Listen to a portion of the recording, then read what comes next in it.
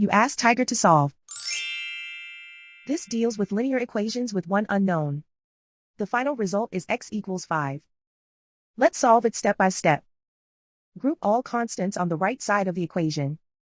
Subtract 6 from both sides. Simplify the arithmetic.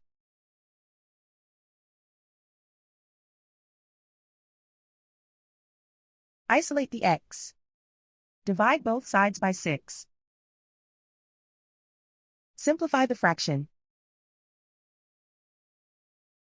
Find the greatest common factor of the numerator and denominator. Factor out and cancel the greatest common factor. And so the final result is x equals 5.